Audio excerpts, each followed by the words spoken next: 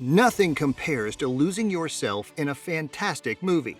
Although performers and special effects are important, occasionally the automobiles are chosen with the same attention as the stars. In light of this, we've put together a list of the most notable vehicles that have appeared in movies throughout the years, ranging from bizarre one-offs to timeless masterpieces. Number 10. Mini Cooper S from The Italian Job. All of us have been there. You've just stolen a few $1 million worth of gold bars from gangsters in Venice, but one of your team members decides to go rogue and try to keep it all for himself. How can you help? There were a total of 16 Mini Coopers utilized in the 1969 adaptation of The Italian Job. Despite what their license plates claimed, these were all Mark I cars made before 1968 at the time.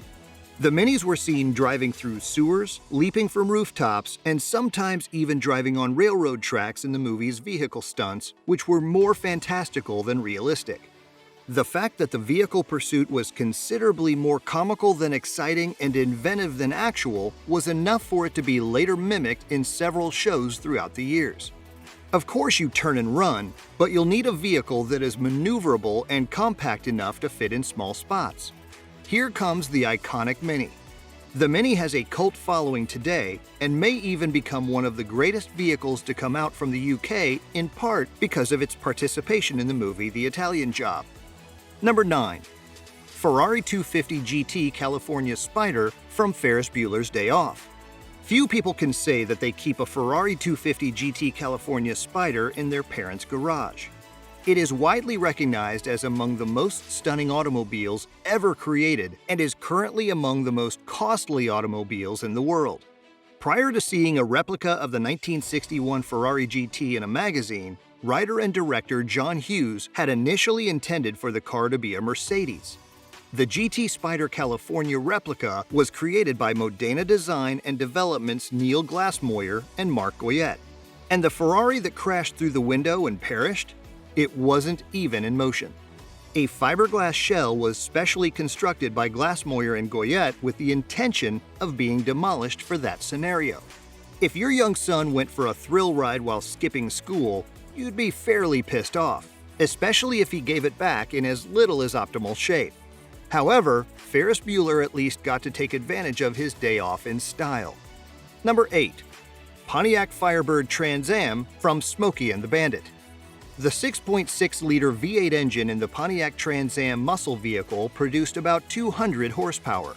You also get gold graphics all over the automobile and detachable T-top roof panels in addition to this. Really nice, no? The Trans Am was indeed a high-performance add-on for Pontiac's Firebird, which was the Camaro's rival. However, despite the fact that the vehicles seen in the film appear to be 1977 Trans Ams, they were really 1976 models. General Motors donated 1976 cars, including front clips from the shortly 1977 facelift, because the 1977 model wasn't yet available when filming began. There are significant disparities between the two. The 1977 has a distinctive slanted and V-shaped front, rectangular quad headlamps rather than just two round lights, and a hood scoop situated in the middle. Burt Reynolds' preferred vehicle in Smokey and the Bandit was in reality so cool. Few vehicles are more suited to eluding law enforcement when attempting to sneak a truckload of alcohol across state boundaries. Number 7. Ford Mustang from Bullitt. No action film is perfect without a thrilling car pursuit, and the Ford Mustang is the ideal vehicle for the task. From every perspective, this automobile screams Americana, and the rumbling V8 also provides a wonderful soundtrack. After Bullitt was through filming, the iconic Mustang was sold to Robert Ross, a Warner Brothers employee. After spending some time with a real detective, it took refuge by 1974 with its fourth possessor, Robert Kiernan, in New Jersey. It unexpectedly reappeared decades later, paraded by Ford at the 2018 Detroit Auto Show, and its brief fame didn't stop there. The vehicle recently transacted at Make-Em auctions for the highest sale of any Mustang yet held at a public sale. Ford really offered a tribute vehicle from 2019 to 2020 in honor of the famous Bullitt Mustang. It had Bullitt emblems and was offered in the same Highland green as the movie's automobile. Number 6. Aston Martin DB5 from Goldfinger. The Aston Martin DB5 is arguably the most spectacular vehicle in all of James Bond movies, and no film would be complete without one. It's undeniably attractive and powerful, and there's no denying that. 25 brand new Aston Martin Goldfinger DB5s have just left the factory in England for the first time in more than 50 years. The hand-built, limited edition DB5s from Aston Martin Works rapidly sold out. Buyers paid £3.3 million or $4.6 million for each Goldfinger continuation model, which had rotating license plates, battering rams, bullet-resistant rear shields, and other features. Machine guns, front and rear rams, an ejector seat, and a radar for navigation are a few of the innovations added to Bond's DB5.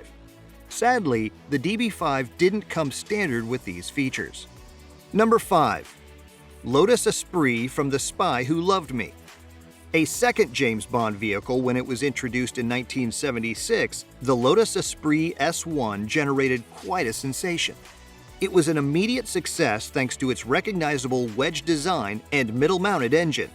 On the island of Sardinia, Q Branch lends Bond a car. Then, James Bond makes use of the truck to flee attacks by Jaws, Naomi, Caroline Munro, and Stromberg's goons. The most famous Bond escape involves driving the automobile into the Mediterranean Sea and turning it into a submarine. His gorgeous companion, Soviet spy Major Anya Amasova, Barbara Bach, is less than impressed because she had already obtained the car's blueprints 2 years prior. The Esprit's inclusion as a Bond vehicle alone would have made it a classic, but 007's Lotus had another trick up its sleeve. The Esprit may transform into a submarine thanks to the abundance of equipment on board. What else could be a fun party trick if that? Number 4. Volkswagen Beetle from Herbie. Herbie is perhaps the reason why we sometimes treat our cars as sentient entities. However, the thought of your car suddenly reviving and going berserk is probably extremely frightening. Even by itself, the Volkswagen Beetle has a distinctive shape. You may define a love bug by adding the stripes and the number 53 on the side. Number 3. Cadillac Miller-Meteor from Ghostbusters. It's unusual to see the Cadillac Miller-Meteor in person. It was designed as a hybrid ambulance/hearse that also served as a poltergeist dispelling machine.